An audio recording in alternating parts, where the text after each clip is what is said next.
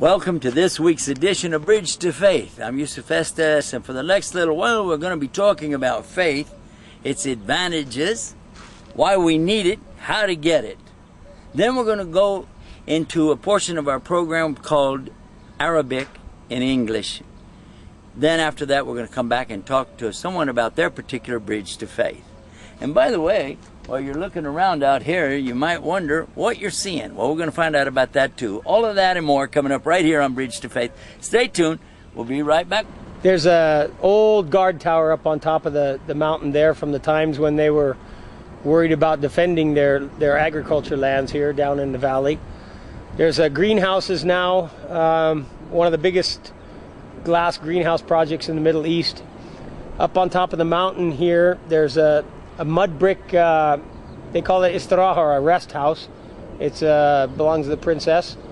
And as you pan across over, there's a really nice date orchard over there. And this is just a really beautiful valley here. Agriculture, livestock, and a beautiful place to live.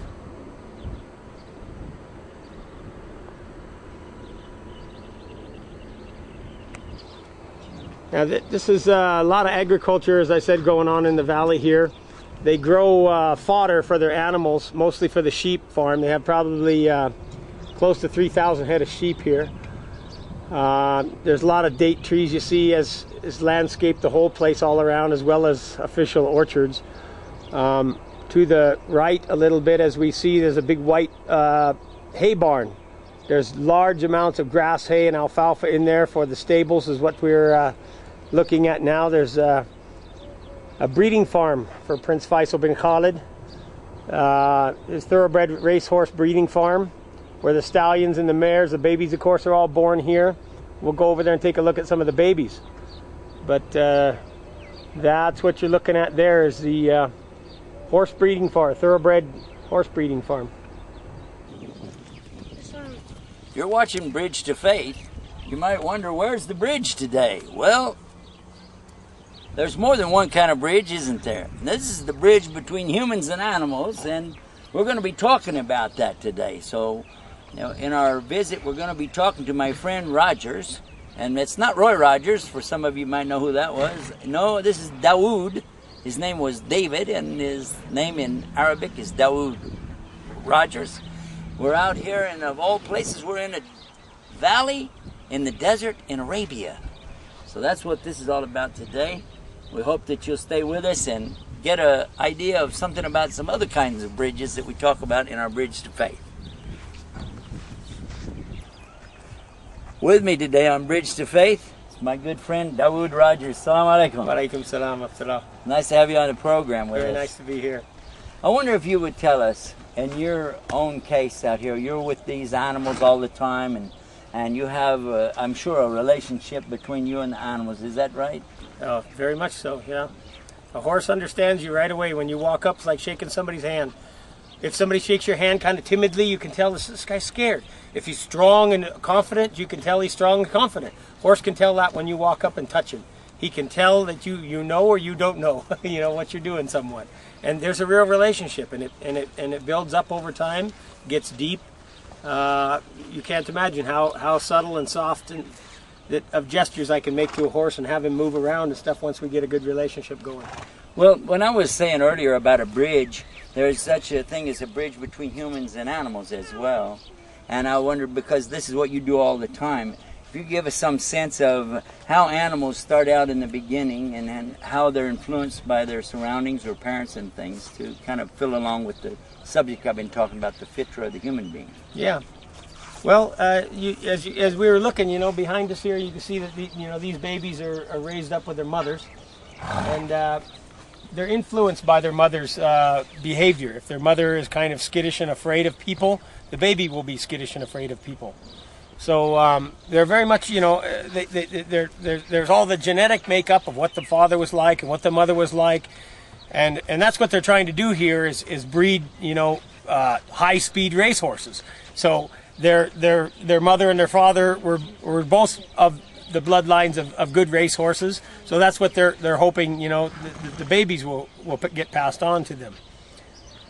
Well, now, when we were talking about the nature of the animals, and you were also mentioning about horses being influenced by their mothers early on, it made me think of what the Prophet Muhammad, peace and blessing be upon him, said, that the children, human children, of course, are born in this same kind of state, that they're naturally submitting to God, doing what God wants them to do, and it's later on that the influence of their parents cause them to be in some particular religion. Now, of course, with the animals, they stay in the right way all the way from the time they're born to the time they die. But at the same time, I was noticing about the influence parents have even on the disposition of the animals. Yeah, no, very much. Of course, that's the famous hadith, you know, that talks about how a person, a human, is born into a natural state. That if you were to leave him alone, he would naturally worship Allah alone, worship God alone. And that he's influenced this way or that to be Christian or Jew or Muslim or whatever it may be, you know, and that we're products of our environment somewhat, you know. So of course in Islam it's very important. The family unit is the center, so it's very important that we have a good, functional, holistic, healthy family life, because that influences the child to grow up, and parents that are God-fearing and that pray and that, you know, encourage their children to do so, because that's what influences a child in his life. Makes sense to me. It sure does. My little campfire circle here outside my house, and I have a sample here of a horse's hoof. This is a horse's hoof. You can see the shoe is still nailed on here. This is the hoof wall, and inside you actually have the coffin bone, the live part, when the horse was alive, the live part of the hoof. And that's his toe, actually, his one toe. And this is called a toe clip type of shoe. There's a little clip on the end there that kind of hold that shoe in place. And you can see how it's nailed on. The nail goes up through here, through the hoof walls, bent over and clinched down to hold it on. Sometimes they put 4 nails, and in this case there's three nails right there. This is called the frog, this little arrow type shape, called the frog of the hoof, and the sole of the hoof and the hoof wall. Now,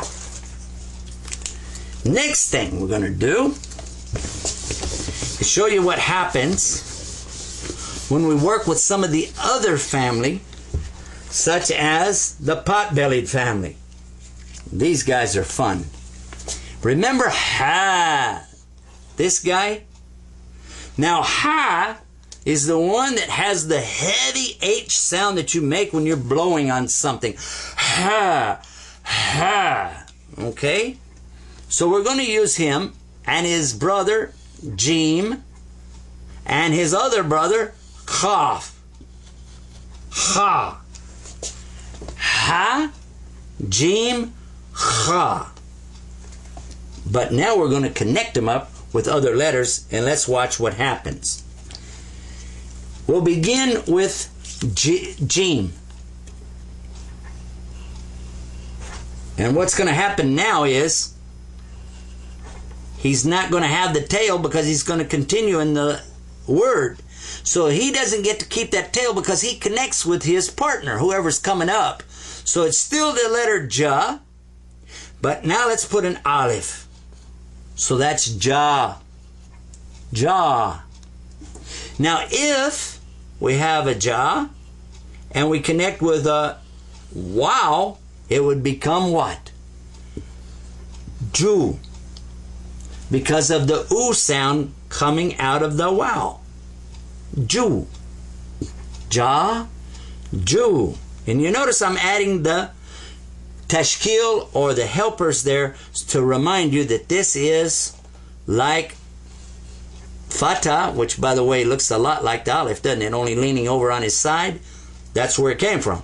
And this Dhamma looks a lot like wow, and that's where it came from. And now watch this. One more. And which one is it? Do you remember? What is this? Is it E? Yes.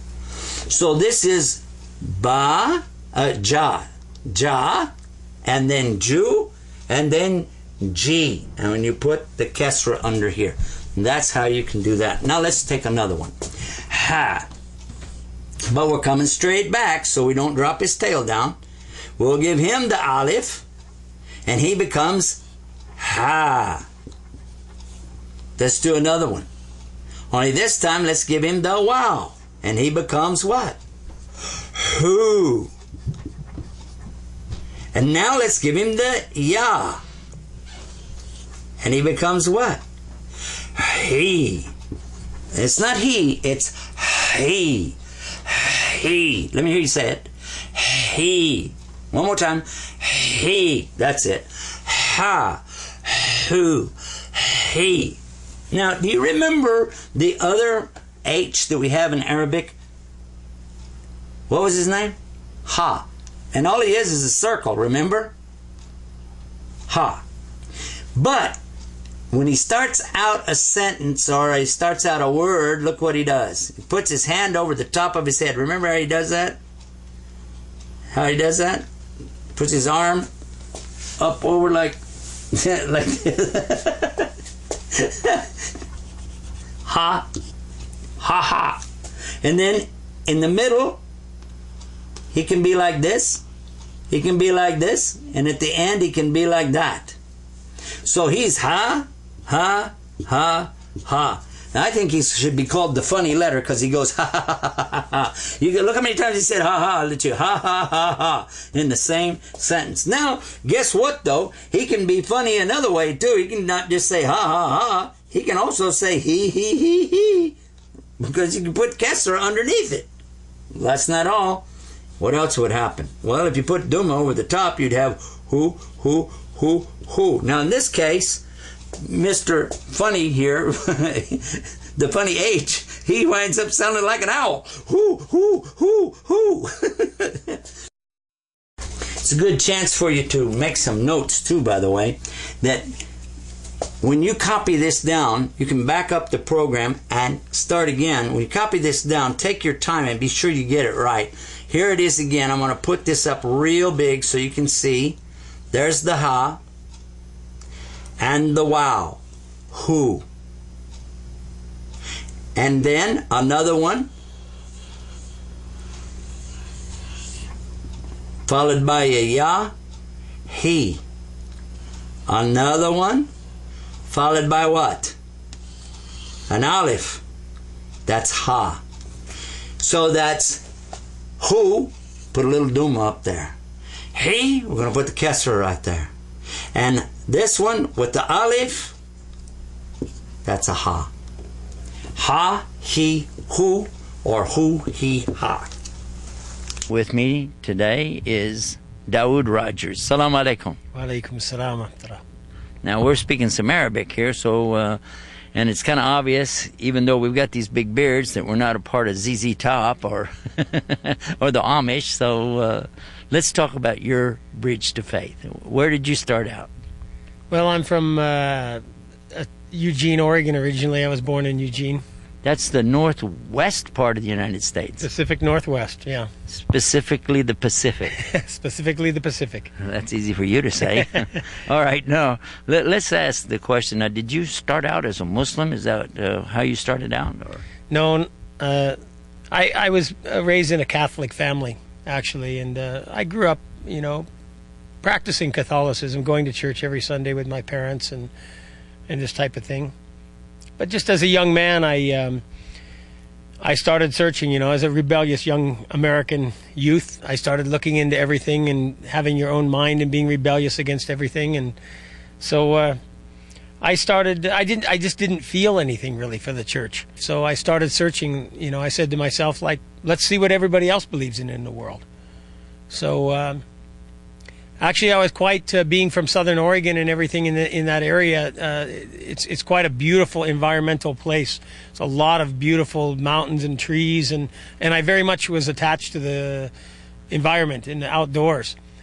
And so I started, looking into what was being done to the earth, environmentally, and it really disturbed me. I saw some of the political ramifications of that and such that, corporations were basically exploiting the reserves of the forests and such and cutting them down, and it really disturbed me. I wanted to live a natural lifestyle. And so me and some friends, we were into horses, and we used to ride in the mountains and camp out and such. And after high school, we said, why don't we move out onto a piece of land and live this natural lifestyle that we want to live, an alternative lifestyle, you know, as you would, you know. So I basically became a hippie in a way. I had long hair, and, you know, I had a horse. I had no car. Now, did you have this big beard? I had a big beard, yeah. I had a full beard probably as a senior in high school. Oh, my gosh. Yeah. So, and that was probably fairly unusual, you know, but I was really different anyway in the way I was thinking and in the way I was heading. MashaAllah. So we moved out onto a piece of land and started living this, you know, natural lifestyle. And when you're off in solitude like that, and there's time for reflection, what types of things goes through your mind as regards belief or faith or God or things like that? Does anything come up? Of course, you know, I mean, being in a really serene environment where it's silent and it's beautiful, it reminds you of God's creation, and your mind clears up a lot too. You kind of start thinking clearly. It's hard to explain, but if you spend a lot of time out in the quiet solitude kind of a place, you start, you know, hearing more of your own inner voice almost. You start thinking clearly, and you start remembering God. And I always believed in God. I mean, it wasn't that I, you know, absolutely ever stopped believing God. I always knew there was a God, raised as a Catholic. I just didn't quite understand, you know, the way that they understood it. I just didn't, you know, I needed to find my own path and what I believed in. And so I started reading and I started searching, you know, like I said, what does everybody else in the world believe, you know? So you looked at different religions. I looked at different religions. What are some of the religions you looked at? Well, being into horses and being close to nature, I was very attracted to the American Indians' religion, actually, you know, of trying to live in peace and harmony with your creator, and, you know, viewing the creation as your brother kind of, and this type of thing. And I spent some time with some Indian medicine men. We used to go into the sweat lodge and stuff like this, and I really was, you know, looking into what they believed in and what were they practicing, and I would pick up anybody's book almost and read it, you know. Some friends were traveling through the airport, and these Hare Krishnas giving out books at the airport. So we would, hey, all right, cool, you know, we would take anybody's book and read it. You know, I would take some of these books home, like these things, and look through them and read them and see, what does this person believe in? What do they believe in? What are they saying? What's right and what's wrong? What's yes and what's no? And sometimes you would end up completely baffled. You read the book and you think, what did I learn from that? I don't understand at all what they were talking about. It wasn't clear at all, some of these teachings. So Buddhism, Hinduism, you know, American Indians' religions. I was raised as a Catholic, you know, so the Bible and Judaism, anybody's religion almost I would look into. I'd listen to gurus and all kinds of stuff. Anybody who thought they were on a spiritual kind of path or something, I was open to listening to. So it turns out that there was one man amongst us who gave us a Quran, simple English translation of a Quran, and he basically just said, "You're looking at all these books, you're reading these different books of religion. Here, read this one," with no real introduction or no real explanation or no real proselytizing or anything. Just, here's another book. This one's from the Muslims. It's called the Quran. It's, you know, read this one, you know. And so I started, you know, reading that book. And we used to sit around the campfire like this when we were living out in the mountains. I was living in a tent. And we used to discuss the theologies and the ideas and the concepts that we were reading about or thinking about or contemplating, you know. And we used to sit around and discuss it, you know, and share the books, you know. Hey, let me read that book when you're done. I got one for you, and, you know, let's check it out. So I read the Quran, And unlike so many of the other books I had read, it just was very straightforward and very clear and really touched my heart. When you read in the Quran, there's one creator, one God, and he needs to be worshipped alone, directly, exclusively, and that he sent all of these prophets, and that those prophets were brothers.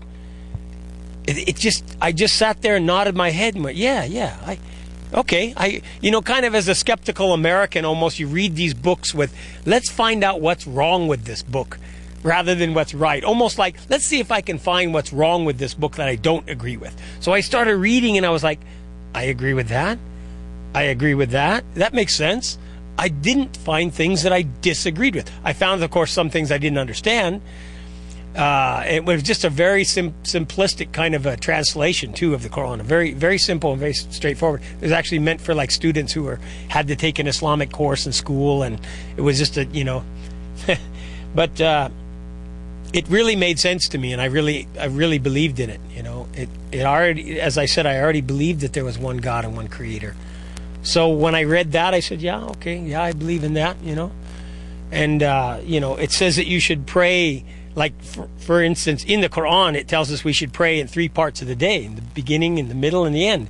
Without the understanding or the explanation of the Prophet Muhammad, peace be upon him, he taught us that it's 5 prayers a day. But if you just read the Quran, it actually mentions 3 parts of the time.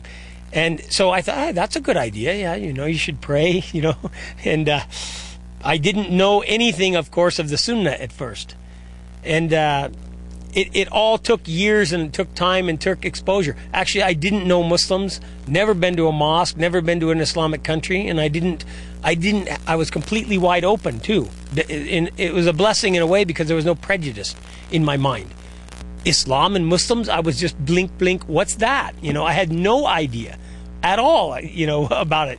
This was long ago. It was about 1982 when I became a Muslim. That it was kind of before. But that was before all the Muslims were terrorists. Exactly. This was before, like, even the West knew anything about, mostly, in general, the West knew much about, like, for instance, one of the first things that brought Muslims in the Middle East and Islam into the Western view that I could remember was the Iranian hostage crisis. Okay, no, you're talking about Iran. There were Muslims. They were in the United States. There were some hostages taken. I remember about that thing. Did that have an effect on your thinking? I didn't have a negative view of Muslims. I didn't know anything about Muslims, So whoever those guys were and whatever they were doing, it just was, it didn't really hit me as, like being Muslims or anything like that. It was a political thing. So you were not even thinking about, okay, he's an Iranian Muslim. You're saying he's an Iranian politically oriented person. Sure, they must have had an unjust government, so they overthrew their government, and this type of thing was going on in South America. No relation to God or Islam. I wasn't thinking about, really relating it to Muslims or religion. It was political to me. So could that be some of the problems we see today? Partly. I mean, but sometimes people are trying to inflict religion into it more than it is sometimes. Sometimes things are political, and there is injustice going on in the world. And sometimes people want to twist things around a little bit and say it's going on because of just their religious beliefs, not necessarily because of injustice. You know what I mean? So anyway, I was wide open to different ideas and things like that. So when I read the Quran, it struck me, and I believed in its basic, clear message of there being one Creator. And specifically that, like Moses, Jesus, and Muhammad were brothers in the same faith. That the religion was one with them. And they teach, in essence, the same message of worshiping the Creator alone and following the Prophet during that time, his time. So that made perfect sense to me. That was really clear, and I was living up in the mountains, and I just tried to, live a good life and be a good person, and it was many years actually before I actually met Muslims and started getting involved in actually knowing any other Muslims. Question. Now you said it was many years before you met any Muslims, so I want to ask you, were you disappointed? In a way, yes and no. At first, you know, you meet people from other countries. They have different cultures and different languages and different mannerisms. So sometimes you just write it off as, well, you know, they're just different in a way, you know, maybe because of his culture and his language and his, you know, this and that. It wasn't until I developed an understanding of what is right and wrong in really Islam more that I understood some of the actions of Muslims are really wrong. You know what I mean? I was so ignorant, in other words, at first, that I couldn't tell you he was a bad Muslim because I didn't know that much in the beginning anyway, to know that it was a difference between his culture or his religious teachings. Well, this is fascinating. We're getting so much out of it. We're drawing close to the end of our program. What message do you have for us? What maybe you could tell us what happened that put it all together for you and brought you to where you are now, briefly? Well, I'd like to mention one really interesting thing that kind of happened was that I used to sit up on the mountain and meditate and pray to God. And I asked him to guide me. No matter what it was, whatever corner of the earth, whatever it was, a far off land or religion or whatever, I wanted to know the truth and I wanted to be guided. And I prayed for that before I knew anything about the Quran or anything. And I was living in a remote area of Eastern Oregon, and somehow Allah guided me, brought me a Quran when there was no Muslims around really, and really no mosque in the area. And I read that Quran, I believed in it. We used to sit by the campfire and discuss it. And one time we had a problem in the community. We lived like a commune, a community of people living. And somebody had come to our camp, our little place, and had caused some trouble, drank some alcohol, got really, you know, outrageous behavior, caused some trouble with somebody's girlfriend, and there was a big old scene, and boy, there was almost a big violent fight. And we said, hey, we really got to find a way of solving these problems. And let's make this book and what it says our guide. Because I was believing in the Quran. And I said, let's make this, a few of us said, let's make this Quran the rule for our land. What it says is allowed, we allow. What it says is forbidden, we'll forbid. How about we do that? And when I think back of it, it makes my hair bristle almost, because we were trying to establish the Islamic law, the Sharia, without hardly knowing anything at the time. I wish we have more time. Maybe perhaps another time you'll be on our program with again. If you want to be guided, and this is what happened to me, the same thing, just say those words, "Oh God, guide me."